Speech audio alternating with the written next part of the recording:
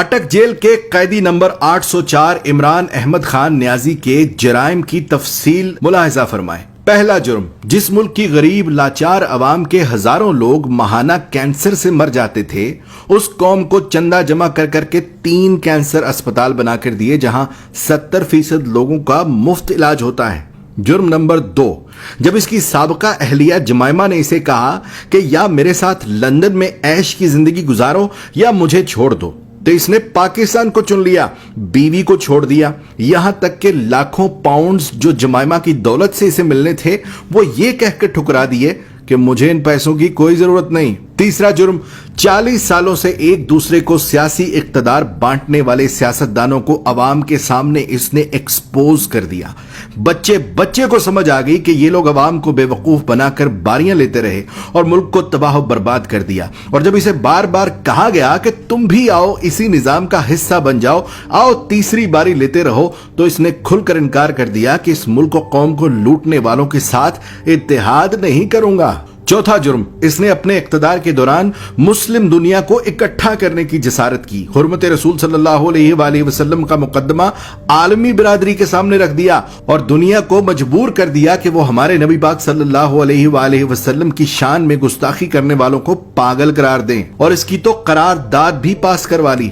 پانچواں جرم سن لو، اپنے اقتدار کے دوران مال بنانے کی بجائے غریبوں کو 12 ہزار روپے دینے شروع کر دیے، ہر خاندان کو 10 لاکھ روپے کا مفت علاج کروانے کے لیے صحت کارڈ جاری کر دیے۔ چھٹا جرم سنو اس کا، جب ہندوستان نے مقبوضہ کشمیر کا سٹیٹس زبردستی بدلا تھا تو اس کو بھی عالمی برادری کے سامنے لتاڑ دیا، اس کے ساتھ تجارت یہ کہہ کر بند کر دی کہ جب تک تم کشمیر کا سٹیٹس بحال نہیں کرتے تم سے تجارت نہیں کروں گا۔ ساتواں جرم، جب اسے پوچھا گیا کہ کیا ماضی کے سیاستدانوں کی طرح آپ بھی امریکہ کو اجازت دیں گے کہ وہ پاکستان میں بیٹھ کر افغانستان پر حملے کرے، تو اس نے کہہ دیا ایبسلیوٹلی ناٹ۔ آٹھواں جرم، اس قیدی نمبر 804 عمران احمد خان نیازی نے پاکستان کی تباہ و برباد ہو چکی کپڑے کی انڈسٹری کو دوبارہ شروع کرنے کی جرت کی، یہاں تک کہ اتنی لومیں چلا دی کہ کام کرنے والے کم پڑ گئے اور دنیا جہان سے پاکستان میں کپڑے کے آرڈر آنا شروع ہو گئے۔ جرم نمبر 9، جب اسے اقتدار سے زبردستی نکال دیا تب بھی یہ ملک چھوڑ کر بھاگ نہیں رہا تھا،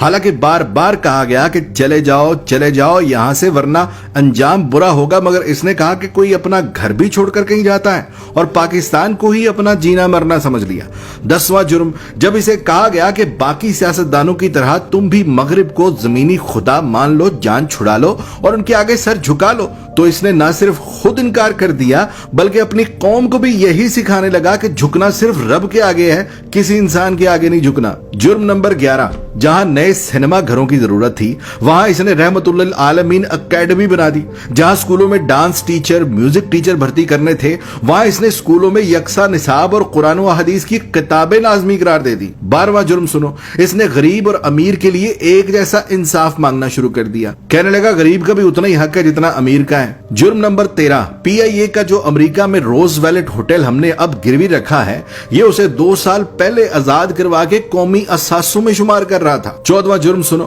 یہ اوورسیز پاکستانیوں سے لاڈ کرتا تھا، انہیں ایک باپ کی طرح سہولیات دینا شروع کر دی تھی۔ بیرون ملک وفات پانے والے اوورسیز پاکستانیوں کا جسد خاکی پاکستان لانے سے لے کر تدفین تک کا سارا خرچ بیت المال سے دینے لگا۔ بیرون ملک جیلوں میں قید پاکستانیوں کو آزاد کرا کر پاکستان لا رہا تھا، اور یہاں تک کہ اوورسیز پاکستانیوں کو ووٹ ڈالنے کا حق دینے لگا تھا۔ جرم نمبر 15، اس نے اپنے ہر اس ساتھی کو چھوڑ دیا جس نے کرپشن کی، جہانگیر ترین جیسے دوست کو بھی کرپشن کا مال بنانے پر خود سے الگ کر دیا اور تا حیات سیاست سے نااہل کروا دیا۔ قیدی نمبر 804 عمران احمد خان نیازی کے جرائم کی تفصیل بہت لمبی ہے، لہذا بقیہ جرائم سننے کے لیے دوسری ویڈیو ملاحظہ فرمائیں۔